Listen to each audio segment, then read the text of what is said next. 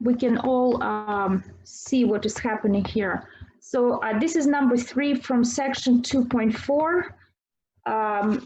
Let me copy the problem. So it's t times y prime plus y is equal to 4t squared. So again, we have to use the variation of parameters method, and our first step would be to solve the homogeneous problem, right? So this is the first step for the method of variation of parameters. You could also divide by t both sides if you want. However, I don't think this will be really that important. So let's write the homogeneous problem. T times y prime plus y equals to 0. This is homogeneous problem. I'm going to use separation of variables to find y. So we have t times y prime equals negative. Well, actually, let me undo that. So t times dy dt. Actually, yes, I'm going to subtract y from both sides, negative y, and then I'm going to multiply both sides by dt, divide both sides by t, and divide both sides by y. So I'm trying to separate variables. So I have dy over y equals negative 1 over t dt. So please let me know, are you getting the same equation? Yes. Yes. Thank you so much. So let's see. I'm going to integrate.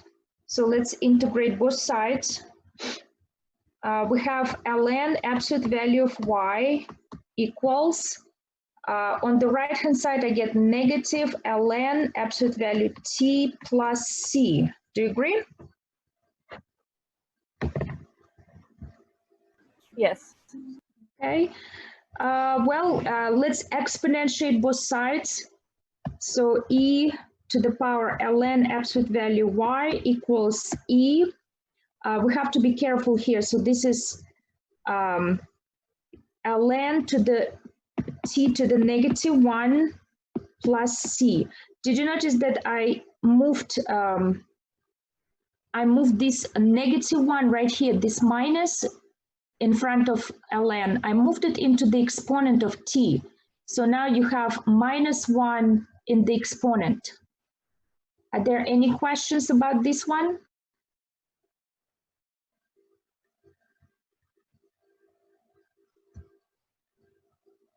All right, so we can cancel. So this is, we'll just say absolute value y equals, this will be e ln absolute value t to the negative 1. This is e to the c. So we can say y equals 1 over t times some constant. Let us call it v of t. So where e to the c is now called v of t. So we decided to rewrite this as a function of t. This is the way the method works. We're supposed to replace the constant of integration by a function v of t. Do you agree so far? Yes. All right. So now we're going to plug this into the differential equation. Up here we have this inhomogeneous differential equation, the original one. So we have to use it now. First we need to find y prime. So let's differentiate our function. So derivative y prime will be equal to, You can use the quotient rule, or you can use the product rule. It's up to you. I will use the product rule. So we will take derivative of 1 over t. So d dt of t to the negative 1 times v. And then we add to that 1 over t times v prime of t. So this is the product rule. So negative 1 t to the negative 2. So I can say minus 1 over t squared times v plus 1 over t times v prime. Do you agree so far? Yes. So using the product rule, this was the product rule. You could use the quotient rule as well. You would still get the same answer. So next step is very important. We're going to plug this derivative and the function y into the original differential equation, the inhomogeneous equation. So let me do that here. I'm going to copy the equation itself. So this is ty prime plus y equals 4t squared. This is just to remind you what was our dE. So t times, instead of y prime, we have minus 1 over t squared v plus 1 over t times v prime.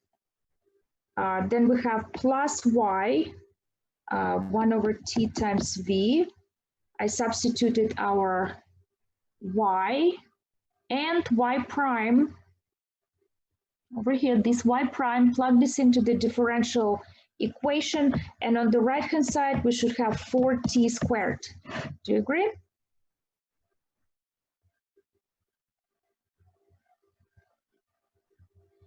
Now it's extremely important that we cancel a couple of terms. There's supposed to be cancellation, so let's see if we can cancel a couple of terms. First, I'm going to distribute t, so we have minus 1 over t times v plus v prime plus 1 over t times v equals 4t squared. And yes, great news. Two terms cancel out as it should. This is supposed to happen. Any questions?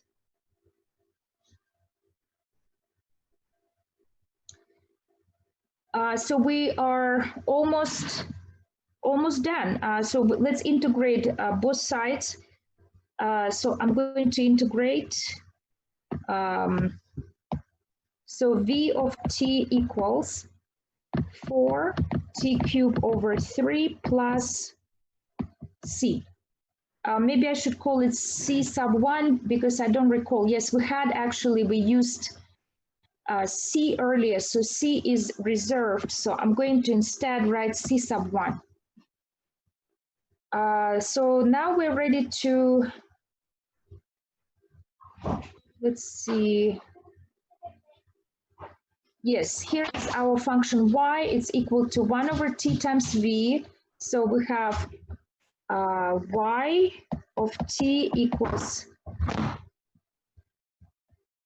1 over t times 4/3 t cubed plus c sub 1. And we can simplify if we distribute 1 over t, 4/3 t squared plus c sub 1 over t. So this is the function that I got for y of t, and my very last step would be to check it. So I'll see if I can check. This is an odd problem, so we should be able to look. Let's see, section 2.4. This is number 33. 4/3 t squared plus c over t. Yes, so they have the same answer. Any questions regarding number 33? How did you get 1 over t at the very? Yes, 1 over t. This is where we got the right here. We have Okay, that's okay. I see. Yeah, so this is how we first solve the homogeneous problem, right? The homogeneous, pretend that there is no forcing term, there is no f of t. So we replace it by 0, solve the problem, and this is what we got right here. Y equals 1 over t times v of t, because I replaced constant of integration by v, function of t. So once you find your v, you have the answer. This will be the answer. So we found v of t later right here, v of t, and just plug this into the function y. Perfect. Very good. Any other questions?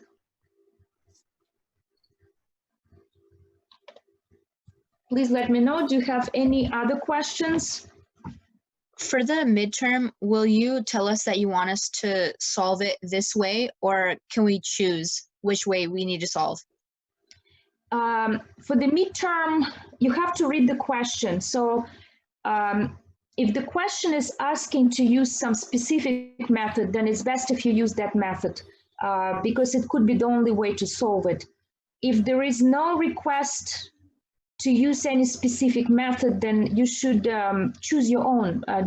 You can make your own decision, either integrating factor, or you can use the variation of parameters. Either way, you have to read the question and see what is the question. Okay. Also, can you go over number 41, please? Sure, absolutely. Number 41. So today is a good day to ask questions because your midterm is the day after tomorrow, right? On Thursday. So we have midterm really soon, and it will be on Blackboard.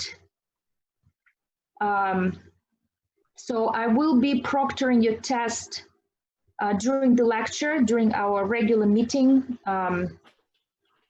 So this is why it's important that you enable your camera so I can see you, okay? Any questions? Very good. Let me copy down number 41. We have something just happened. Let's see, number 41.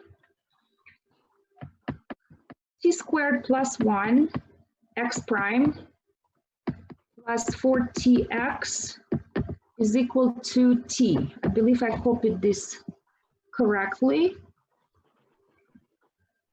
And we have also initial condition x of 0 equals 1. The question here is use the variation of parameters technique to find the general solution and then find the particular solution. Very good. So our first step is to solve the homogeneous problem. So we're going to pretend that we don't have any forcing term here, that this is 0. So I'm going to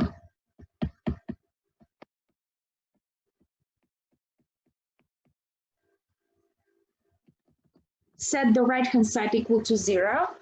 And we're going to use separation of variables. I will start by subtracting 4tx from both sides.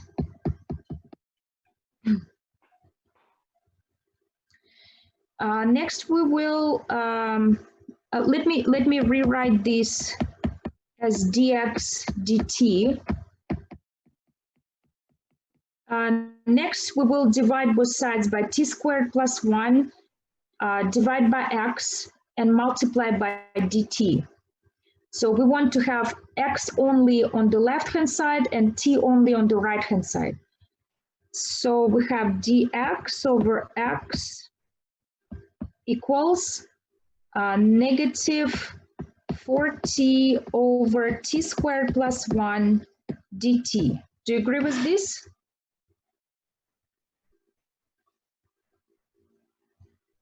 Yes. Okay, perfect. So now we have to integrate. Let us integrate both sides. We have ln absolute value x, and we have a negative 4 integral t dt over t squared plus 1. So this is our integral. We will have to use a substitution method to integrate, right? So tell me, what do you think is a good choice for you? T squared plus 1. Excellent, let's try it. So t squared plus 1, derivative of that will be twice t dt. Do you agree?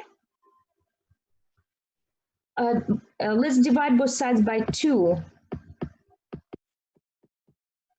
And we're ready to do substitution. So on the left-hand side, we have ln, absolute value x.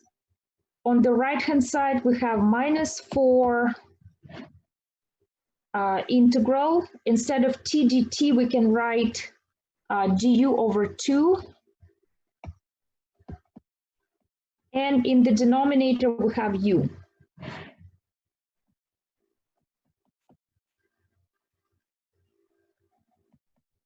So 4 over 2, that will be 2. Am I right? This 4 and this 2 cancel out, so we get just 2 here. So 2 integral du over u, and we get 2 ln absolute value u plus c. What happened to that negative sign? Good question. I think I just forgot to write it. Thank you so much. I just dropped it. This is wrong. So one more time. Good catch. Good catch. We have minus and minus, right?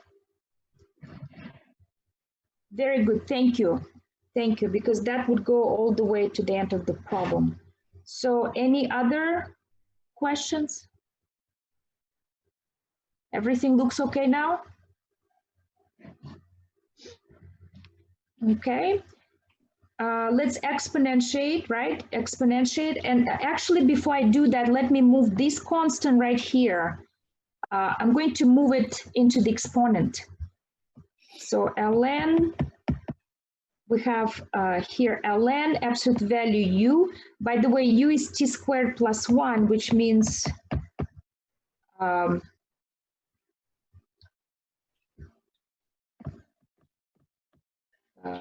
this quantity is always strictly positive, and then plus c. Do you agree so far?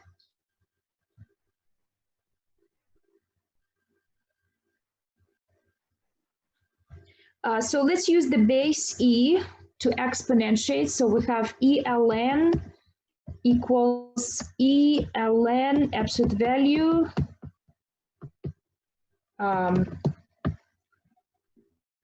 so next we're going to separate so this cancels and here we get e ln minus 1, sorry, minus 2 times e to the c. And we're supposed to use the variation of parameters. So that's why we will have to replace this constant e to the c. It's just a number. We'll replace it by v of t. So we have, so x, this cancels. We have 1 over t squared plus 1 times v of t. So this is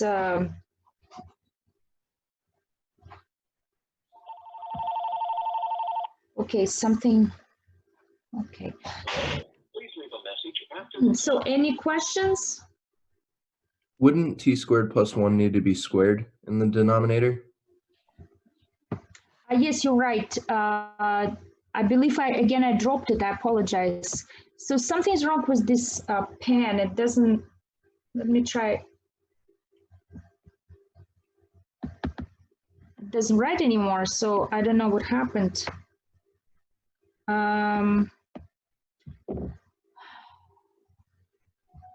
So let me see what is happening here. So this pen,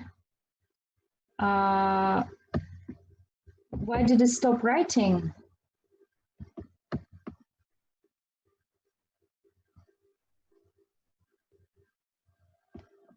Just stop writing for no reason.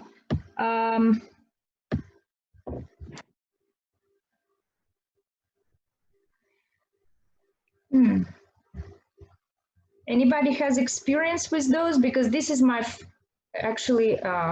Maybe the charge. Yeah, I'm trying to make my pen right. This is the Apple Pencil that I'm using, and it doesn't do what I'm trying to do with it. It just doesn't write anymore. Something happened, so it doesn't do it. I'm sorry. If you just snap it to your charger for like a second or two, it'll reconnect. My charger? Yeah. Okay, let me try that. So I connected to the charger right now. So just disconnect it and see if it works. No, it still doesn't work. That's weird. So yeah, again, this is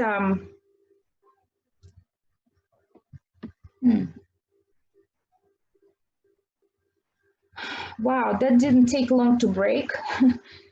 I only had it for 1 day. And this is the first lecture I'm teaching with this pen.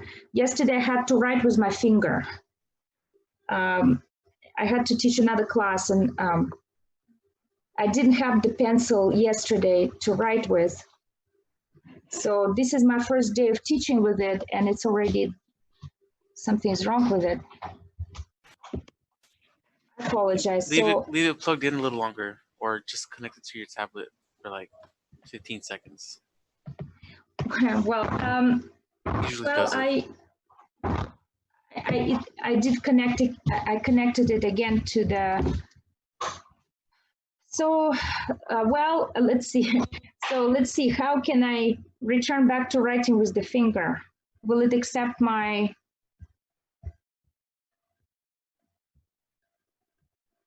See, this is new technology for me.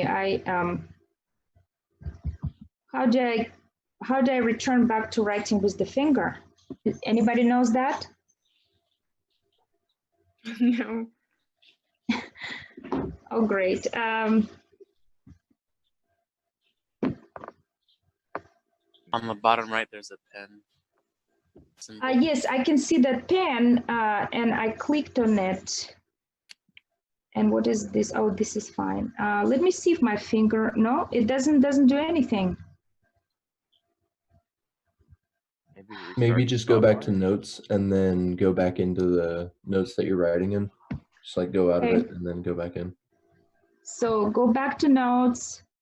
I believe your file is over here, if I remember. Yeah, this is the file, and let me see if there is a menu.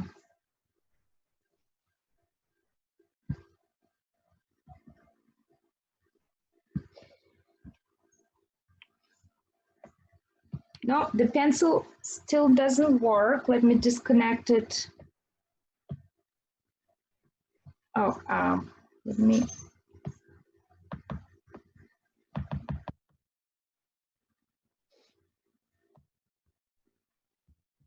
Can you go to your Bluetooth settings? My settings? Yes, for Bluetooth. Bluetooth.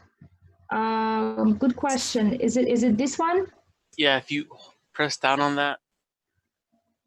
I don't want to. Do I want to disconnect?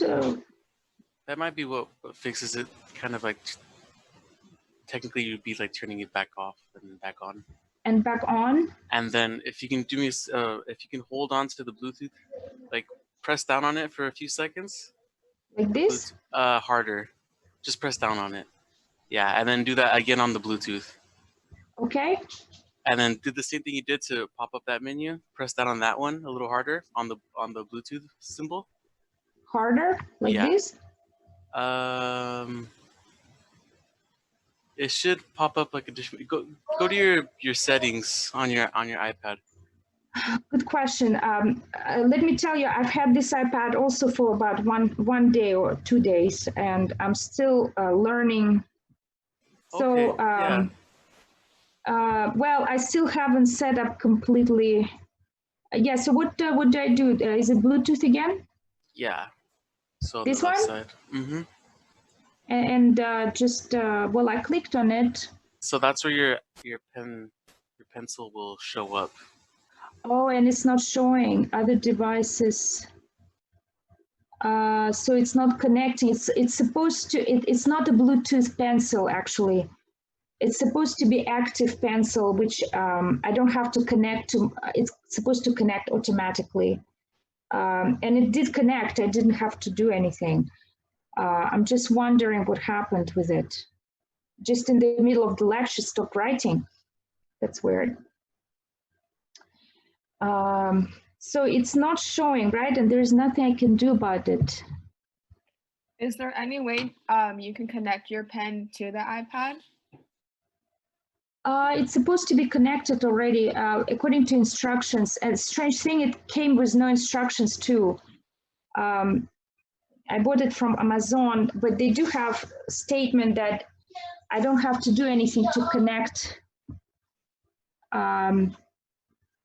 It's supposed to connect automatically. That's weird. So let me see again.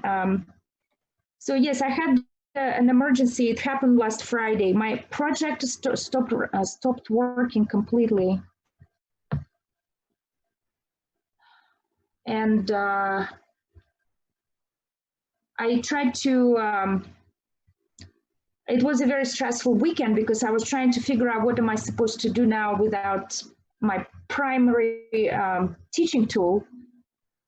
And I decided to buy an iPad, so that was also a problem because it's complicated. So I finally bought the iPad and the pencil came a day later, and now this pencil doesn't work. It's just great. So just wondering, how am I supposed to, I can still write with, I'm supposed to be able to write with finger because I did that during my last lecture.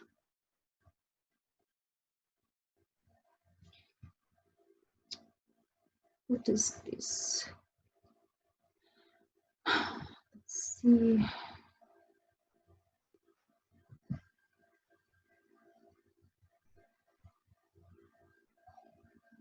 So Does the pen have like the cap? Is it let's see removable? if I try to note.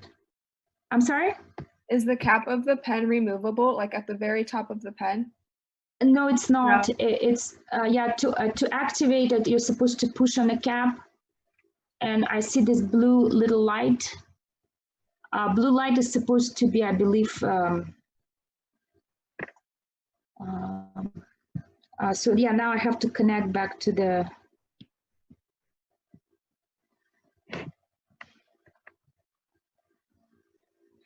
Well. So yeah, I'm connected.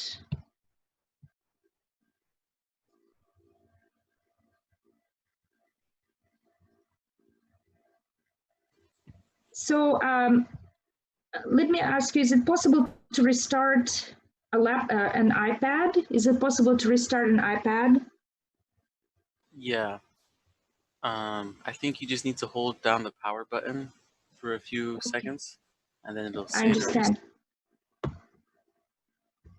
So what I'm trying to do right now is I'm trying to see if I can go back to writing with my finger, if it's possible.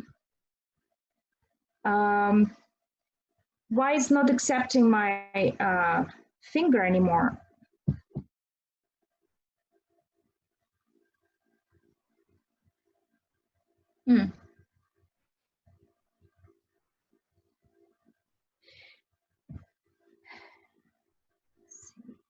Yeah, so this is within that keyboard, when it was pulled Yeah. up, maybe try and click the pen symbol when it's on top of the keyboard. I don't know if that would make a difference. So go to type, and then the pen is at the top right. This one? Yeah, and then maybe see if that works. Yeah, I think I tried this earlier and it's still, oh, my pen works now. Okay, the pen works, hopefully.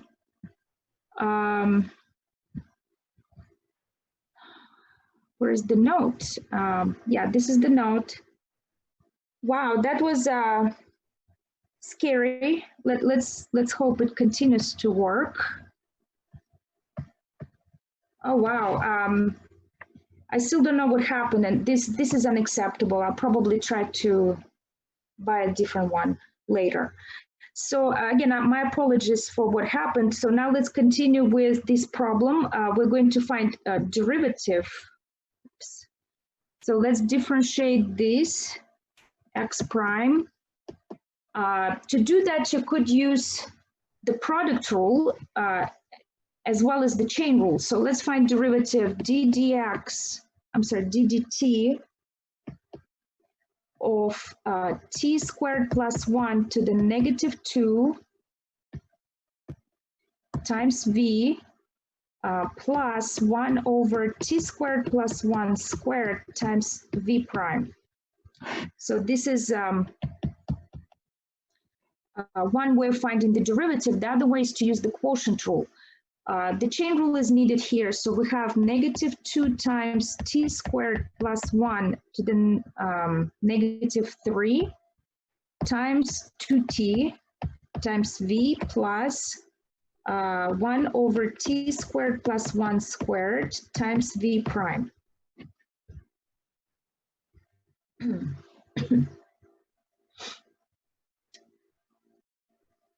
So let us simplify this a little bit. So we have negative 4t times v in the numerator, t squared plus 1 cube in the denominator,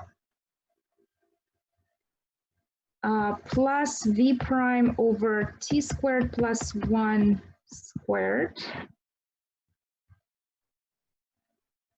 Can you hear me? Yes. Yes, okay, so I'm still thinking it could be a connection problem. So, can you tell me if you get disconnected a lot? So far, we're really good. It was good. So, okay, so I'm just wondering about this pen. Why would it stop working? It has to be some kind of connection problem. So it might be Wi-Fi or Bluetooth problem. You were right, it's probably one of those. So x prime, we found it, right? Do you agree with this so far? Yes. Can anybody confirm? Okay, so going back to the equation, so I'm going to copy that equation back here because it's easier than to keep scrolling up and down. So 4tx equals t. This is the original differential equation, and we're going to substitute our x up here, this x, and x prime that we just found into this equation. Let's hope that we can cancel a couple of terms. So again, substitute x prime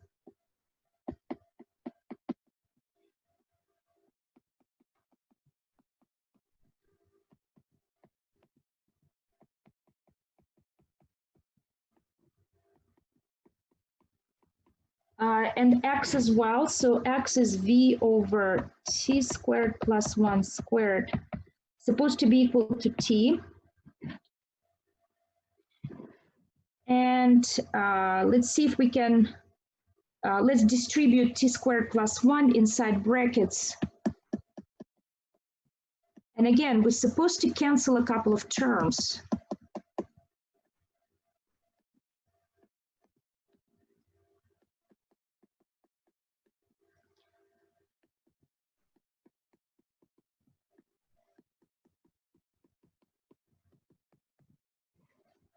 And yes, we can cancel this term and this term. So this is always a good sign. We're supposed to cancel a couple of terms.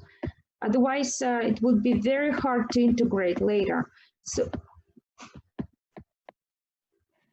so let's multiply both sides by t squared plus 1. And now we're ready to integrate to find v. So let's integrate both sides. V we have integral tq plus t, right, dt. And from there, using the power rule, we get t to the 4 over 4 plus t squared over 2, and plus constant of integration, we should probably call it c sub 1 because c is reserved. And finally, write our answer because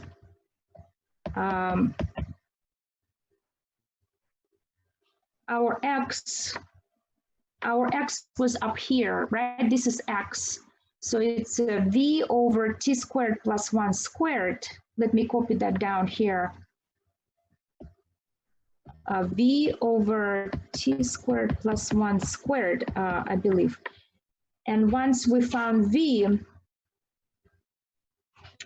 we have our final answer. So let's see, t to the 4 over 4 plus t squared over 2 plus c sub 1 over t squared plus 1 squared. So this is what I'm getting for the general solution, and it's a good idea to check with the back of the book if they have general solution. So let's see, t to the 4, let's see. Well, they have a particular solution in the back of the book. So let's find the particular solution. What we have so far is general. General solution. So to find the particular solution, we have to use x of 0 equals 1. So let's plug in 0 for t.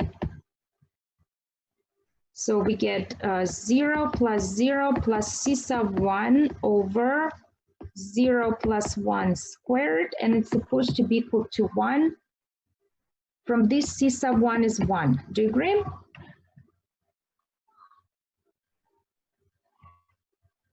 Yeah. Very good, thank you. So I'm writing my my particular solution now. So x of t is equal to, so we have t to the 4 over 4 plus t squared over 2 plus 1 over t squared plus 1 squared. Now, usually double fractions are not desired. We don't want any double fractions. So we should probably combine in the numerator. Let's rewrite t to the 4 over 4 plus twice t squared over 4 plus 4 over 4 divided by t squared plus 1 squared. The reason I did this, I want to have the same denominator to combine. So I have,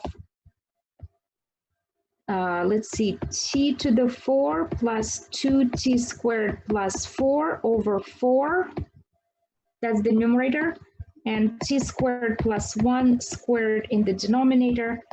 And finally, this can be written in the equivalent form as t to the 4 plus 2t squared plus 4 over 4 t squared plus 1 squared. And this matches the answer in the back of the textbook. So we are, wait, oh yes, that's correct, yeah. Yeah, this is exactly the same. So any questions regarding this problem?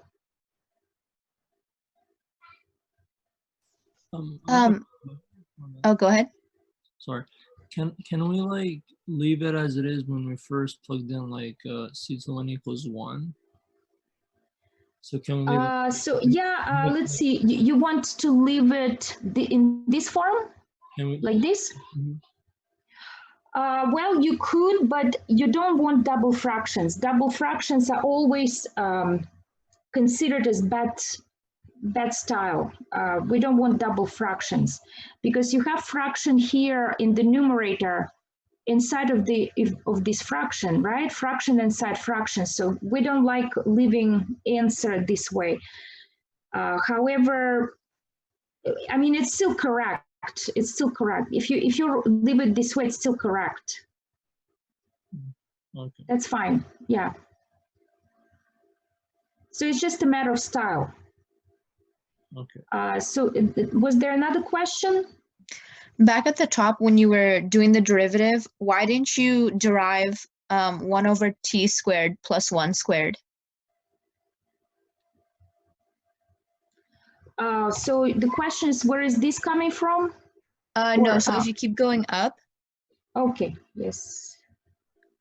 Over here? yeah, so on the right side, where it says 1 over t squared plus 1 squared times v prime. This one? Yeah, why didn't you derive the 1 over t squared plus 1 squared? This was the product rule. So I used the product rule to find my derivative. So the product rule says that if you need to take derivative of a product, you take derivative of f times g plus f times g prime. So this is called the product rule. And in our case, f is this fraction and v is g, right? So we take derivative of f times g plus f times g prime. So this term here corresponds to f times g prime. Oh, okay, so you're using the product rule every time. Yes, I did use the product rule. Yes. Okay, thank you. You're welcome. Excellent. Any other questions?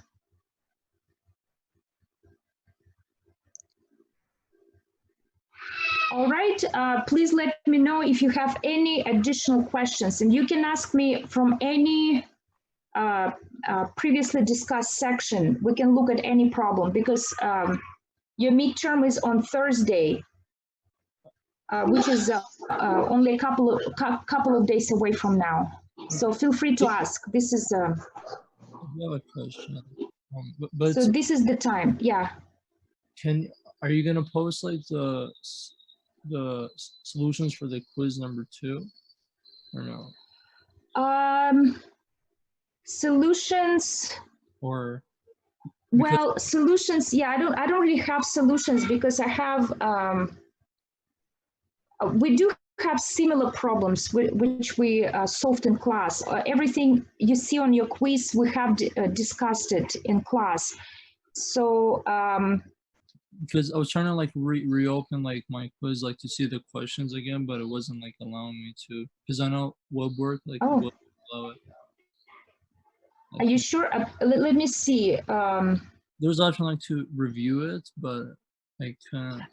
Yeah, you should be able to review, but I think it will be available tomorrow. Now that I'm thinking about it, in the settings, I believe you will be able to review tomorrow. When is it due? When is your test due again? Wednesday night, I believe. Wednesday at 2. Oh, Wednesday at 2 p.m. So Wednesday after 2 p.m. you should be able to see answers to this quiz. I cannot really discuss it right now because some of you haven't taken it yet, right? Some of you haven't taken it, which means I cannot discuss it. The quiz itself, it has 25 versions there, and I cannot solve each one. But we do have very similar problems in the textbook. So we solved very similar. Everything you see on your quiz, I did in class. So you should be able to review the lecture notes, and all of them are posted except for today. I have to tell you that what I'm writing today, I don't really know how to post it. I can save it as a PDF. I know I can save it. See, there is a way to create a PDF out of this, and moreover, the file is broken into pages in an awkward way. You can see that right in the middle of the line, it's broken, and it's impossible to really read that particular line. So I can create PDF, but I don't know how to post it on Blackboard because it's on iPad and it's complicated to move it to, I can try to print it and scan and then post it on Blackboard. That's the best I can do. So again, I'm still learning how this works. Okay, so how do I go back to the notes? Let me see. This is the one, right? No, that's not the one.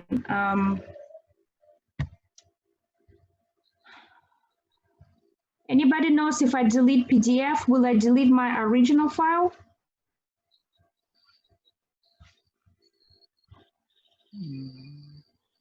It should save it. It shouldn't. So, okay, so I'm going to delete it. So yeah, I'm back to the original file. So let me first, I will probably try to wait until the lecture is over, then I'll try to save it in PDF and try to print it. So that's the plan so far, unless something happens before that. So, but all the lecture notes from the previous lectures are posted on Blackboard. You should be able to find all the lecture notes, and I solved many problems there.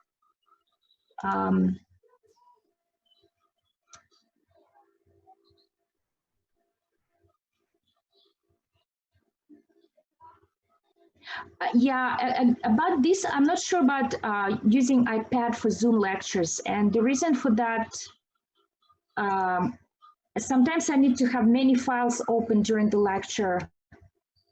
I need sometimes files from my laptop.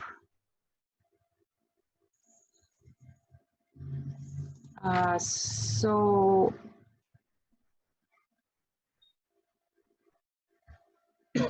so again, I will try to I will continue thinking about this, the best way to teach with iPad. I'm still learning, and it will probably take some time. So, but yes, this is a possibility. It's possible. I will look into this, but it could be difficult to use various files that I have on laptop if I teach from iPad. So it's complicated, I think. So any other questions, feel free to ask. Today is a good day to ask. Before your midterm, last chance. Other than office hours, today is the day to ask questions. Any additional questions? Can you go over another one of those radioactive examples? Sure. That was section 2.2, am I right? Yeah. Do you have a specific problem in mind? Please let me know. No, I don't have a specific one, but if we can do, and because I know you only gave us like 2 to do, so if there are any additional ones you have. Well, I don't know. We can take a look at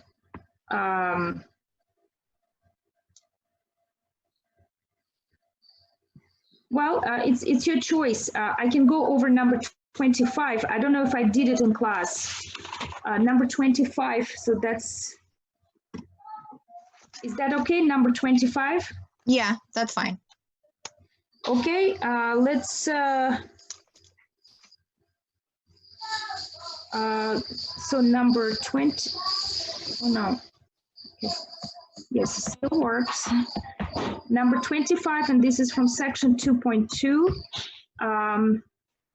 Tritium is an isotope of hydrogen that is sometimes used as a biochemical tracer.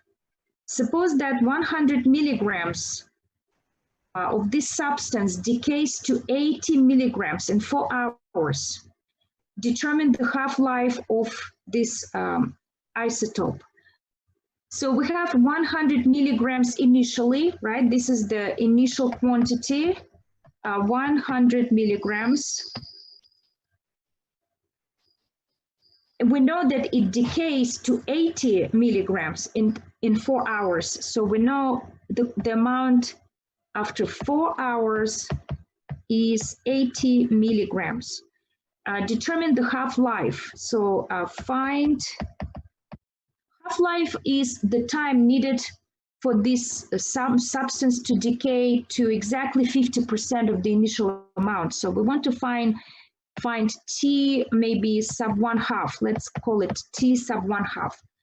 Find the half-life, right? Half-life.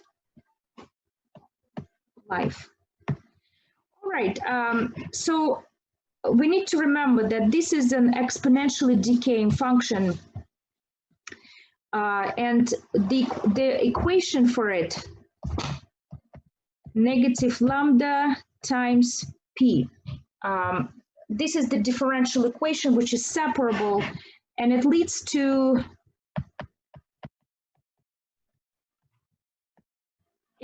the following solution. P of t equals P sub 0 times e to the negative lambda t. So this is using separation of variables. Do you recognize this equation? Yes. Very good. So we have P sub 0, and we have P of 4 equals 80 milligrams. So we will probably have to use P of 4 right here to find lambda. And once we have lambda, we should be able to find half-life. So let me write P of 4. P sub 0 is 100 times e to the negative lambda t, and it's supposed to be equal to 80 milligrams, so equals to 80, right? So let's solve this. Oh, and I didn't plug in 4, so let me see if I can use the eraser right here. Will it work? Let's see. Yeah. So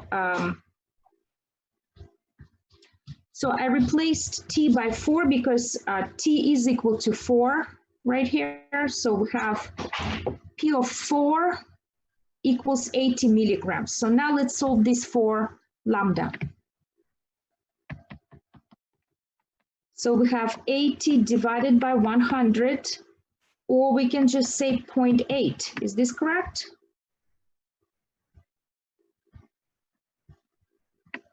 So next step is to take a ln of both sides. Take a ln.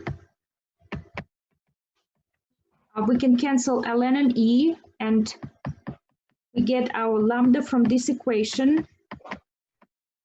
So lambda equals ln of 0.8 over negative 4. And using calculator, if you want, you can find the decimal form at this point. However, keep in mind, do not round.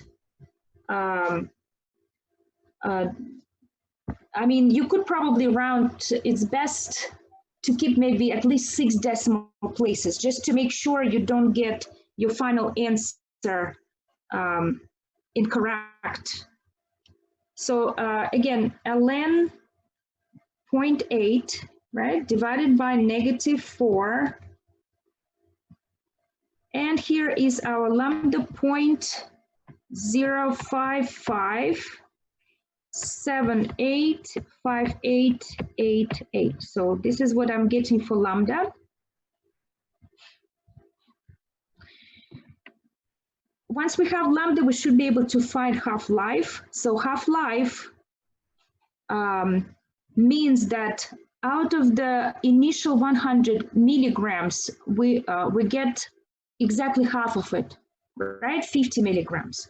So our equation becomes 50 milligrams equals 100 milligrams e to the negative this lambda 0.055785888 times half-life t sub 1/2. So any questions here? Any questions?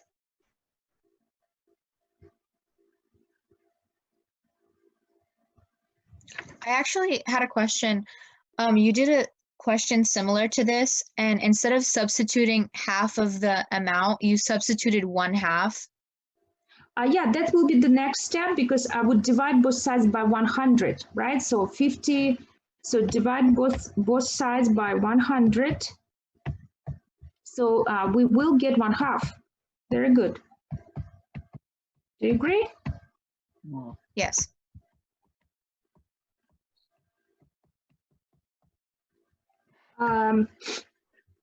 So yeah, 1/2, we expect it to be 1/2 on the left-hand side because here you have quantity exactly half of the initial. So when you divide by 100, yeah, we will get 1/2, right? So let's take a ln of 1/2 here.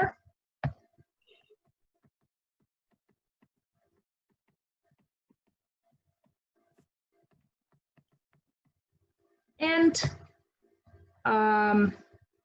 we're almost there. So t sub 1/2, divide both sides by lambda.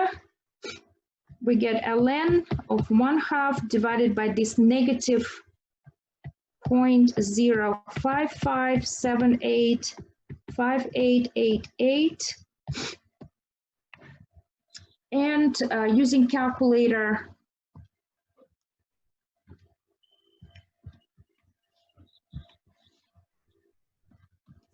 make sure to use parentheses.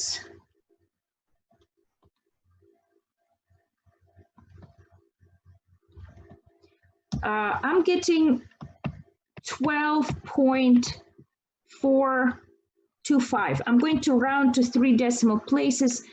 Please tell me what kind of units do we get here? milligrams. One more time. Milligrams. Wouldn't it be hours? I believe so. Yes, very good. I would say hours because this is time, right?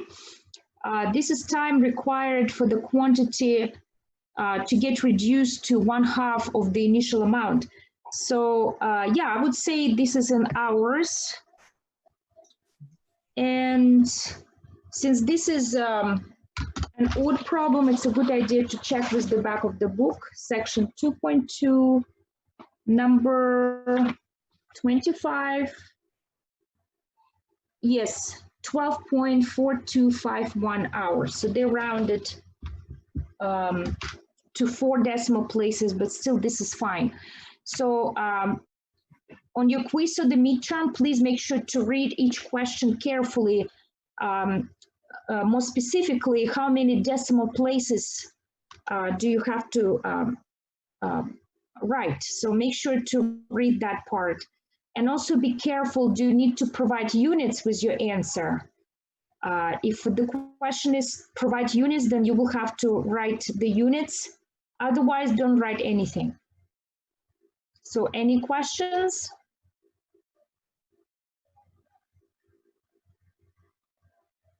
Any additional questions, please let me know.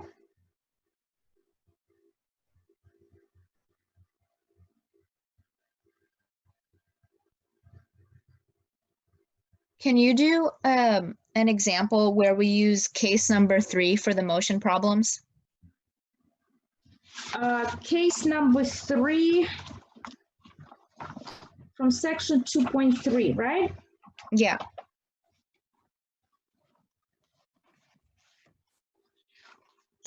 So let me find it. This one is 2.2.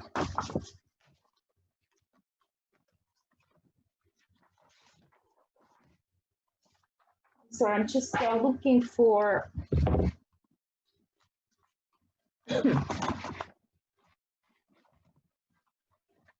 Here it is. I have it.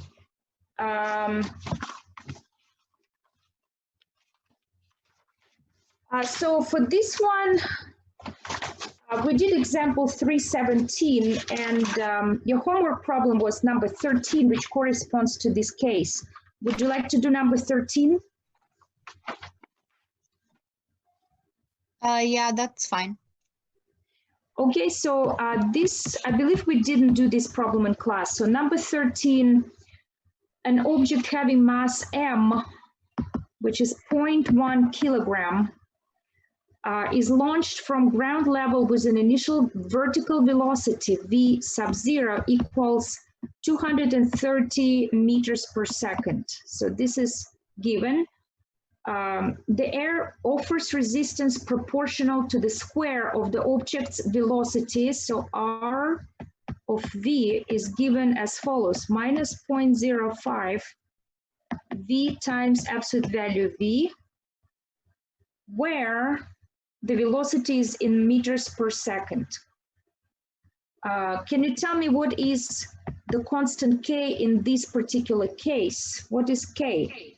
0.05. That's right, very good, 0.05, very good. Find the maximum height acquired by the object. So we will have to find the maximum height. So let me put a question mark here. Are there any questions so far? No. Very good. So for this problem, we will have to use formula. Again, all formulas we derived in class, so there is no need to derive them again. I'm going to copy down the formula from page 44. And this is a good one to put on your index card. And by the way, you will be allowed to use index card, one index card 3x5. So make sure to prepare it before the midterm, because I will ask you to show me the card. So again, I wanted to prepare that card before the next lecture, before we meet for the midterm on Thursday, 10 a.m. So make sure to have that card, because you know some formulas are very tedious. It's best to just put them on the card, and that way you will not be stressed out during the test.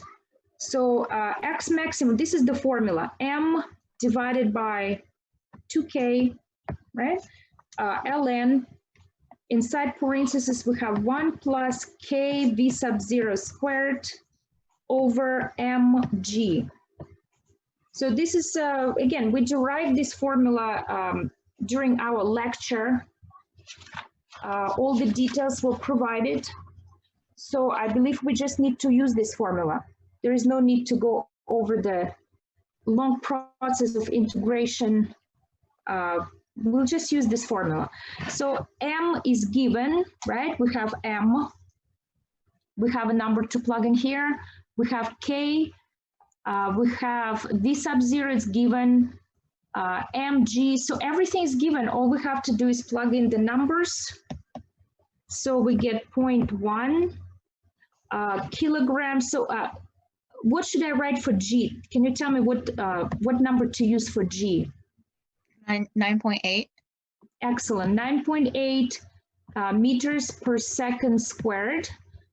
That's because, let's take a look, velocity is given in meters per second. That means we should use 9.8, not 32 feet per second, because the units must match in order to use them in the same formula. So 0.1 kilograms over 2 times 0.05 times ln, 1 plus 0.05 times v sub 0 squared over m times 9.8 in the denominator. So one thing to keep in mind is please be careful when you enter in your calculator. Either use parentheses or be careful how you type this expression. So for example, if I had to type this first factor, now the reason I'm spending time on this is because computer is not going to give you partial credit if you make a small calculating mistake. Does it make sense? Your number has to be correct to be counted as correct. in order to get credit for the problem, this number has to be correct.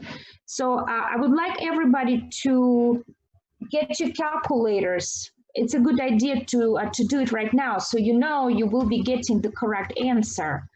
The expression itself is pretty long, but if you type it wrong in the calculator, you will get wrong answer, and that means the software will tell you that your problem is wrong. Does it make sense? So let's practice. So for example, to type this part, I would have to type 0.1 divided by 2 divided by 0.05. This is one way to type it. Alternatively, you could type 0.1 divided by, open parenthesis, 2 times 0.05. That's the second way to type it. So any questions?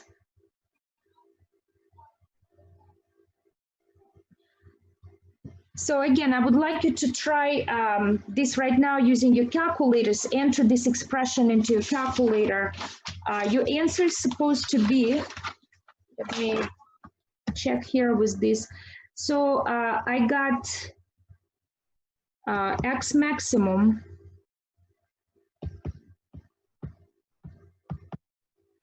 $7.900999.493 meters.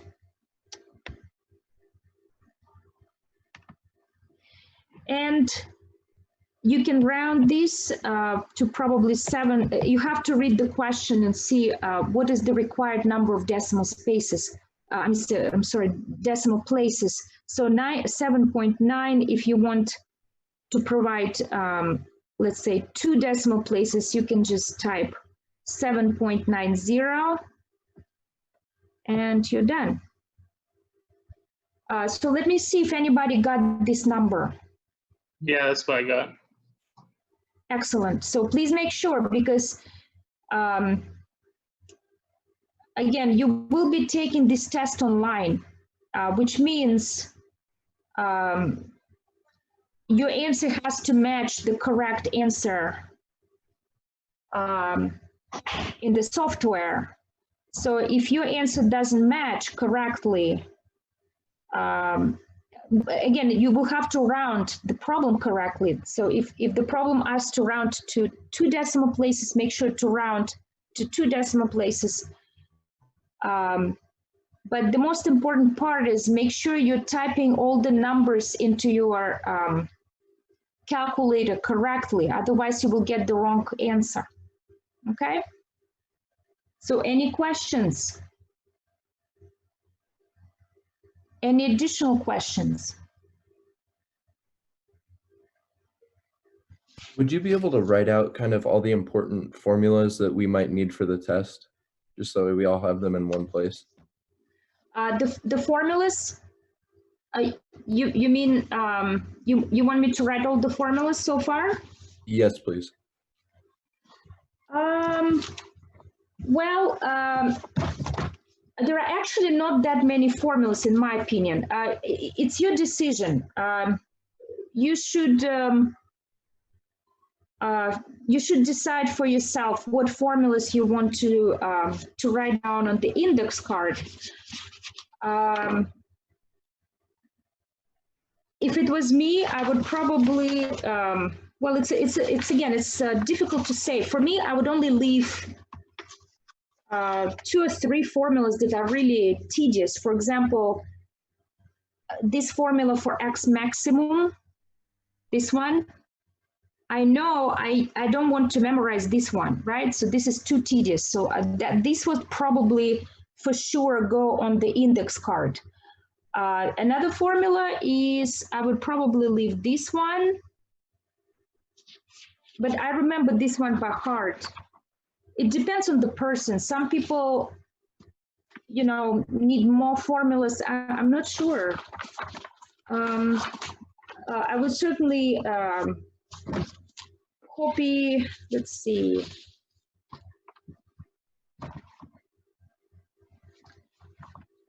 Newton's law of cooling heating, for example, I think this one is a little bit tedious. And that was in section, I believe section 2.2. Am I right? Yeah, this is the one.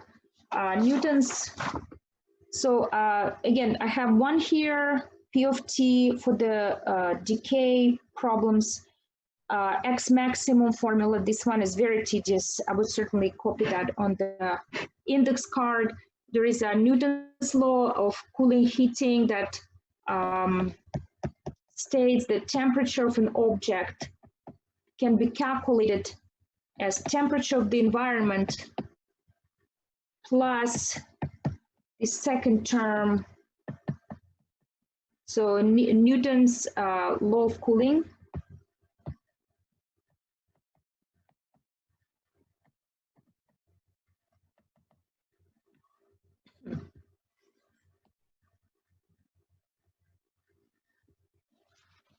Well, I don't think I would actually write anything else personally,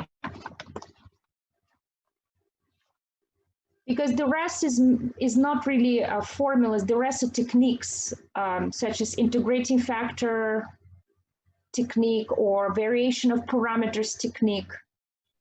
And this is something you learn when you do several problems. I should be able to, if you understood how to do those examples, there's no need to write them on an index card. Does it make sense? Yeah, that makes sense. Yeah, so again, as far as I'm concerned, I would write 3 formulas. But you could be different. I don't really know.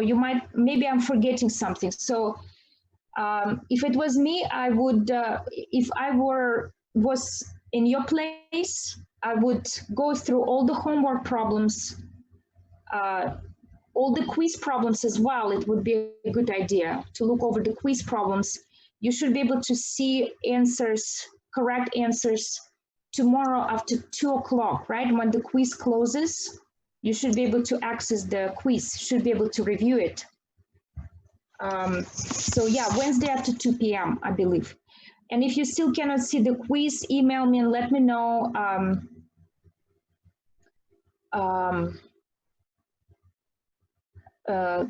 I'll try to see, maybe change settings, but I believe you should be able to see your quiz after tomorrow 2 p.m. Okay? So any other questions?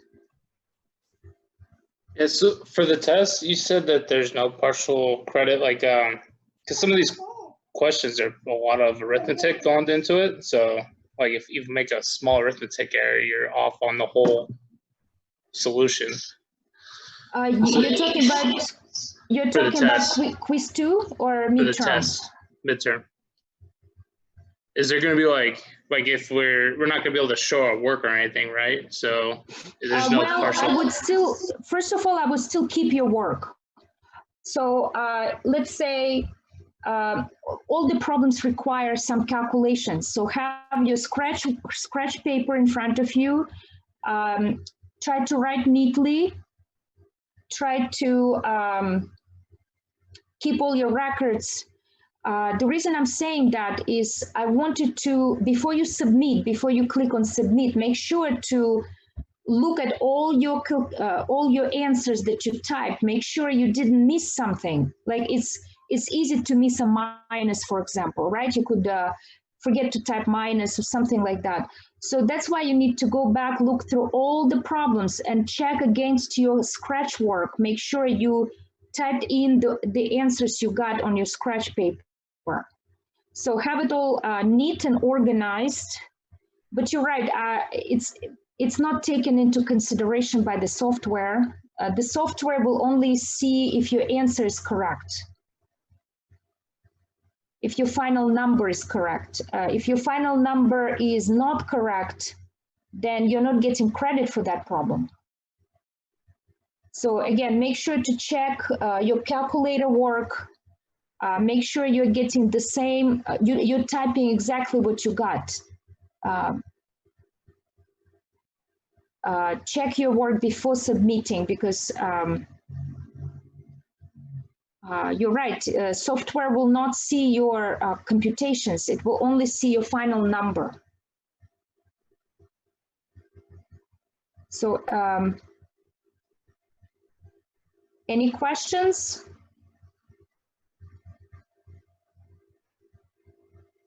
So one more time, have a scratch paper, calculator, your index card, and make sure I can see you during the test because I'm going to use Zoom again for proctoring, so I will be able, I should be able to see you during the test time. If again, if you can, please review both quizzes, right? Quiz number 1 and quiz number 2. Review those quizzes first. Make sure it's all clear there. And then after that, review each homework problem because I keep assigning homework after each lecture, right? So any questions? Are there any questions that you would like to discuss?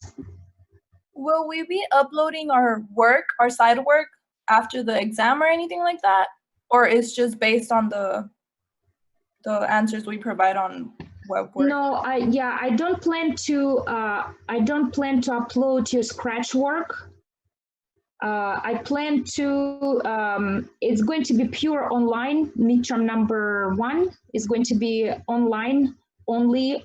It will be graded automatically by the software. I will be able to see what you typed in, so I will know if your number matches or doesn't match I will see what you type, but you're right, I will not see your computations because I don't plan to collect those. Okay. Well, it's a good idea to keep it anyway, but you might want to keep that because when you once you take the quiz, you will probably want to see what went wrong, right? You will want to see why your answer, for example, doesn't match, and you will want to go over your computations and see what happened. So don't throw out your lecture, I mean your computations for the midterm. Keep them just in case, and you might need to use them later to prepare for the final maybe, because final will be probably online as well. Okay, any questions?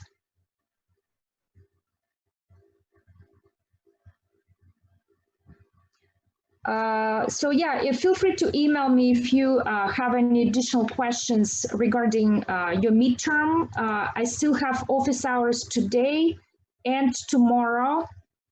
And also on Thursday before the class, I have about half an hour before the midterm. So feel free to use those hours if you have any questions.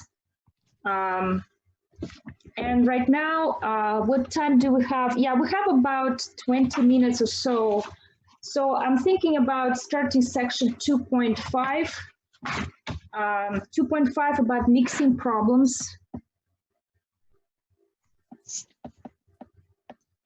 This material is not included into your midterm, but it will be included into your second midterm. We have 2 midterms and 1 final examination.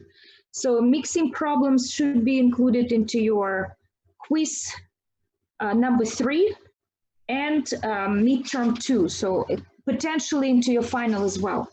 So let's take a look at the following problem. Let me see if I can find my lecture notes, if it's open. No, it's not open.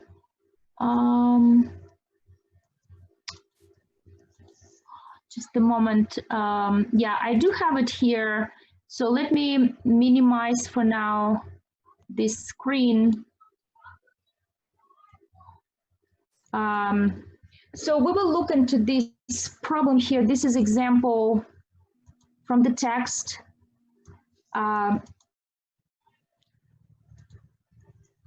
And I'm going to try to, again, move this out of the way a little bit.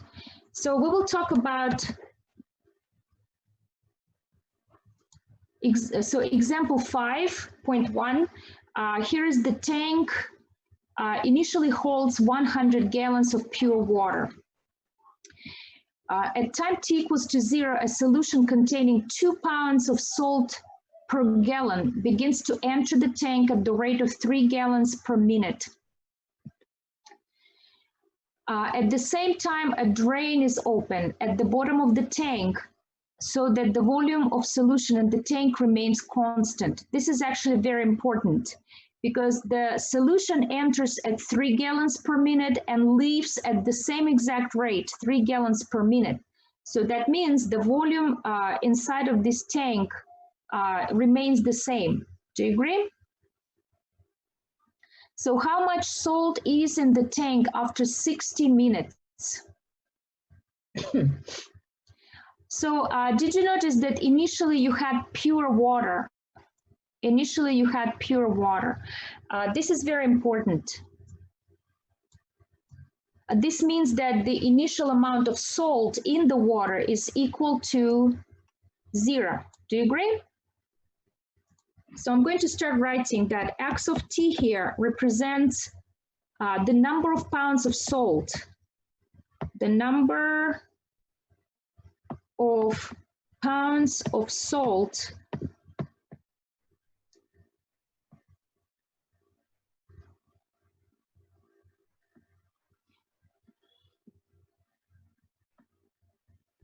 so the number of pounds of salt in this tank, in the solution,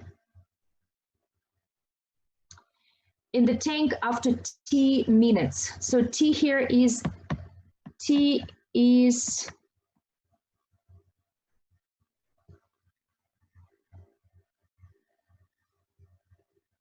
something happened again. So let's see what is going on. How did I?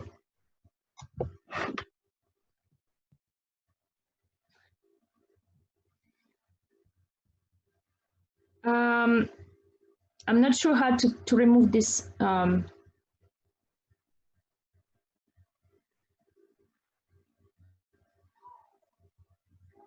Anybody knows what happened just now? There's a blank blank rectangle right there on top, and I'm not sure where it came from.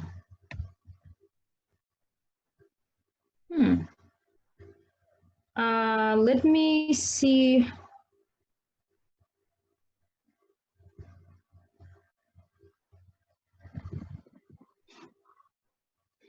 All right, so what happened here? I don't understand. What is this white white piece of paper on top of my screen?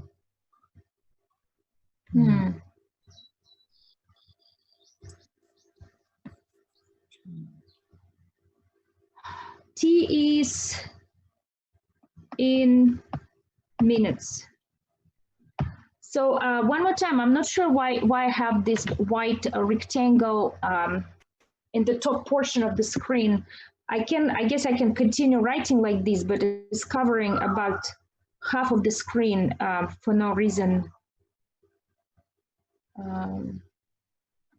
Is this something I clicked on?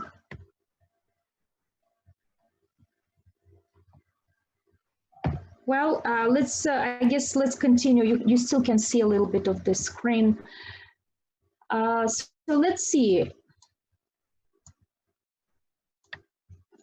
So dx dt is the derivative of x. So it's change of the number of pounds of salt with respect to time, right? Dx dt. To describe rate of change, we will have to take rate in minus rate out. So rate of change is rate in minus rate out. Can you move your iPad window? It's kind of cut off by the end of the screen. Oh yeah, you're right. Let me move it, yes. I can make it larger, but again, I'm still confused about this white space on top. How did I put it there? Apparently I did something, but I'm not sure what I did. Minus rate out. And the pen keeps there's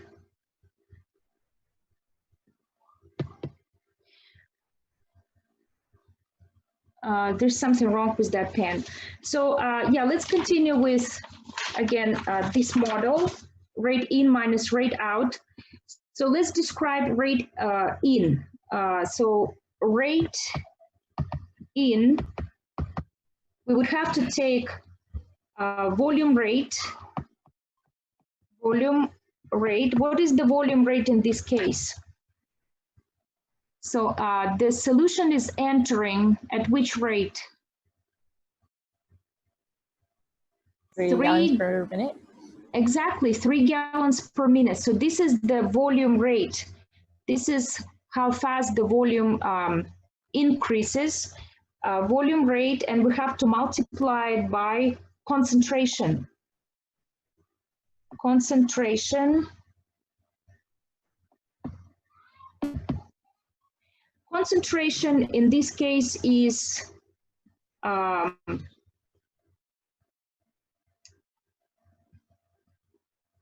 it's given, it's 2 pounds per gallon. It's given, right? So if you read the statement of problem, so we can see that solution containing 2 pounds of salt per gallon, that's concentration of salt, right? 2 pounds of salt per gallon begins to enter the tank at the rate of 3 gallons per minute. So if we want to find rate in, we would have to multiply volume rate times concentration. So that will be 3 gallons per minute, 3 gallons per minute times 2 pounds per gallon. So you notice that gallons cancel out, you end up with 6 pounds per minute. This is the rate at which salt enters the tank. 3 gallons per minute times 2 pounds per gallon. So this means the tank receives 6 pounds of salt per minute. Does it make sense so far?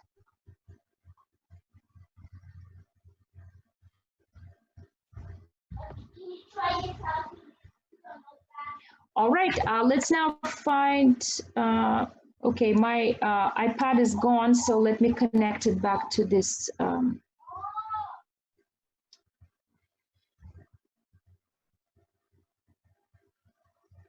right, here's the iPad, and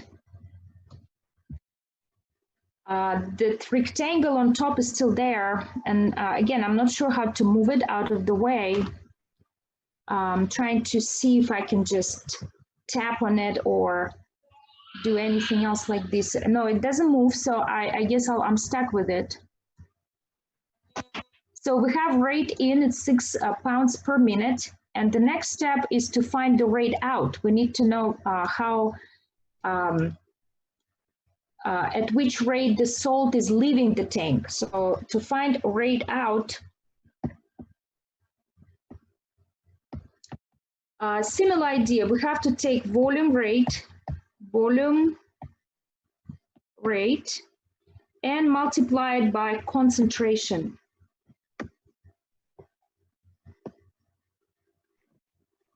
You can see the formula is still the same.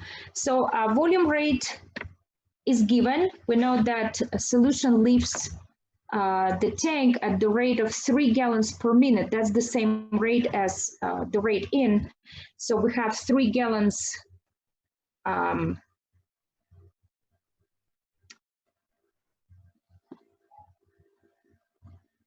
excuse me. So one more time, we have volume rate times concentration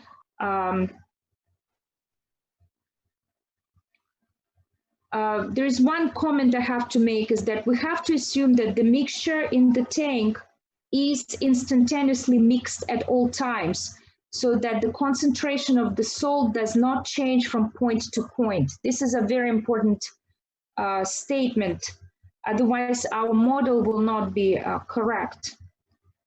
So the concentration at time t is, so let me first write the volume rate, 3 gallons per minute. This is the rate at which the salt is leaving the tank. And then we have to multiply by the concentration. Concentration is normally found by taking volume, by taking the amount of salt in the tank and divided by the volume. So we have to take x of t, that's the amount of salt in the tank, and it keeps changing, right? It's a function of t. We called it x of t, right? X of t is the number of pounds of salt, t in minutes, and we will have to divide that by the volume. What is the volume of the volume in the tank? What is the volume of that solution in the tank?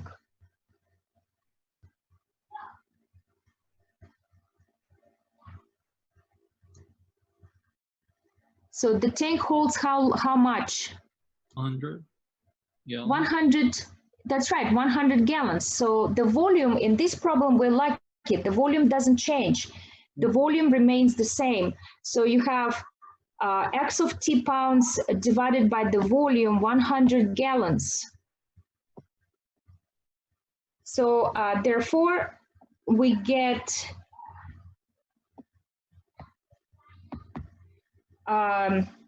3x over, 3x of t over 100, 3x of t divided by 100, and the units will be pounds per minute. Do you agree? So rate in is constant 6 pounds per minute, and the rate out is a function 3 times x of t divided by 100 in pounds per minute. So our last step is to write the differential equation. So dx dt is equal to, we have to subtract rate in minus rate out. So we take 6 pounds per minute minus 3x over 100. And we also know that the initial amount of salt in the tank is 0 because we had pure water initially. So our initial value problem is ready. We have our model.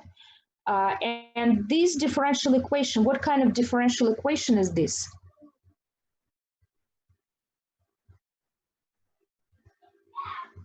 Homogeneous. Which one?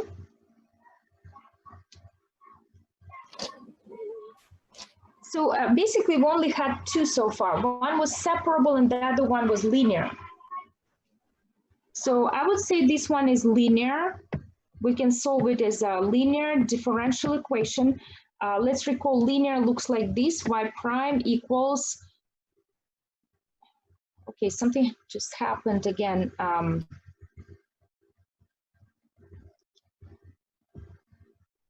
Why did I get all the way to the beginning?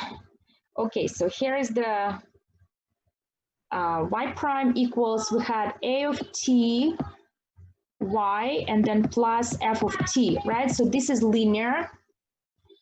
And well, in our case, instead of x, we call our dependent variable, it's not y, it's x.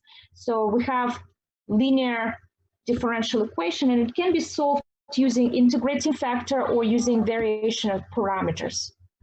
Any questions?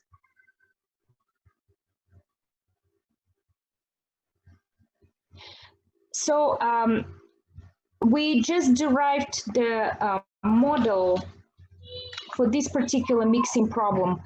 We will continue with this problem in class next Tuesday, next week on Tuesday. So we will continue here we'll continue on Tuesday. Which is going to be next week. This will be May 5th. Am I right? May 5th. So I plan to stop here for now. And for those of you who decide to read this material ahead of time, which is always a very good idea, I'm going to write down some problems you might want to consider during the weekend, perhaps after you take the midterm. So I plan to assign homework 2.5 numbers 1, number 3A, and number 5. So this is what I will assign for sure next time on Tuesday. And again, if I know some of you probably want to take a look at those problems on the weekend, if you have a chance, absolutely, that's a great idea. Try those problems at home. First, you probably need to finish reading examples and then try these problems at home. If you don't get a chance, that's fine as well. We will continue with this example here on Tuesday, and we will have additional examples. After that, you should be able to finish these 3 problems at home.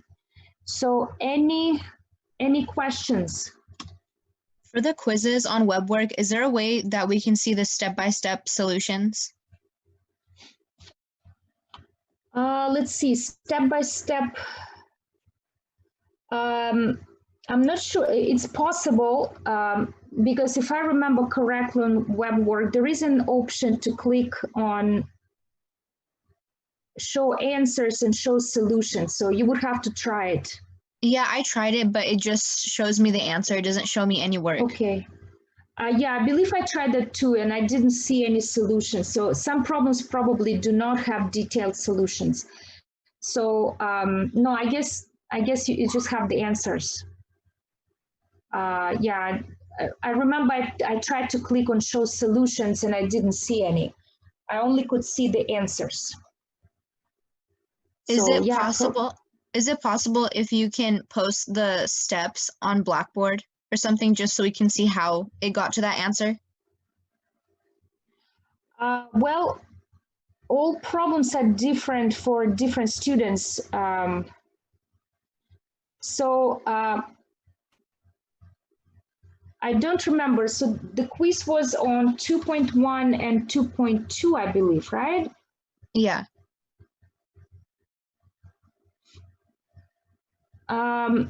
You know, I think that we should probably try to discuss this during office hours. I'm not sure if I can actually do the steps as you mentioned, because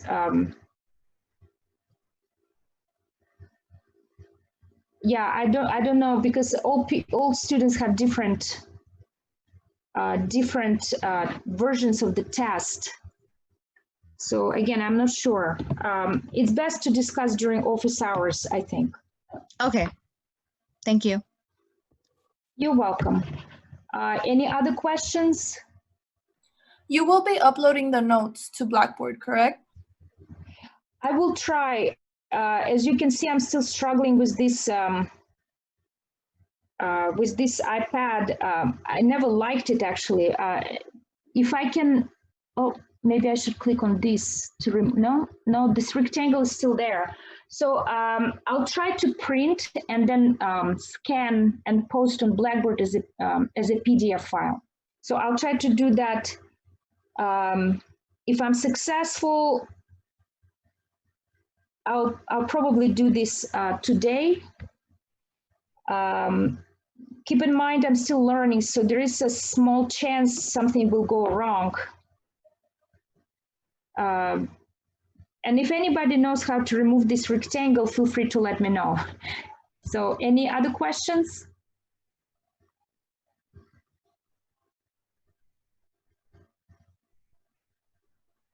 So again, I will try to post this, save as PDF.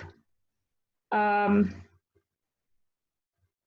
think, oh my goodness, something just happened.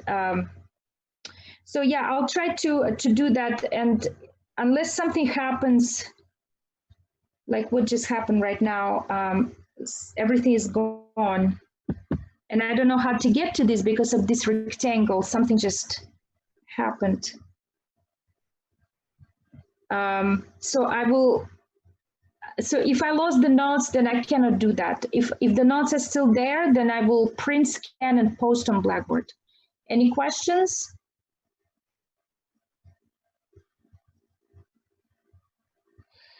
So from this point on, I strongly suggest that you copy what you see on the screen in your own scratch paper, on your paper, because it's so unpredictable and there's nothing really I can do about it. So